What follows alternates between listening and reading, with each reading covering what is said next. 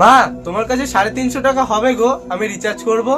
এখন টাকা পয়সা আমার কাছে নেই, এত টাকা কোথায় পাবো আমি? তোর রিচার্জ করতে হবে না। দাও না মা, ওরম করছো কেন? আমার কাছে এখন টাকা পয়সা নেই, আমি দিতে পারবো না, তুই এখন যা। মা কি হয়েছে গো, তুমি ভাইয়ের উপর চিল্লাচ্ছ কেন? আরে দেখ না, তোর ভাই এক্ষুনি 350 টাকা চাচ্ছে রিচার্জ করবে বলে। কোথায় পাবো বলতো আমি? ও ঠিক আছে, যাও, কোথায় যাচ্ছ তুমি? ঠিক আছে যাই রে, আমার অনেক কাজ পড়ে আছে। যাই, ভাইকে 500 টাকা দিই, ফোনে রিচার্জ করবে কোনেও। এ ভাই ভাই, হ্যাঁ দি বল। এনে 500 টাকাটা রাখ, তুই রিচার্জ করে নিবি। না রে দি, আমার লাগবে না, আমি পরে রিচার্জ করে নেব।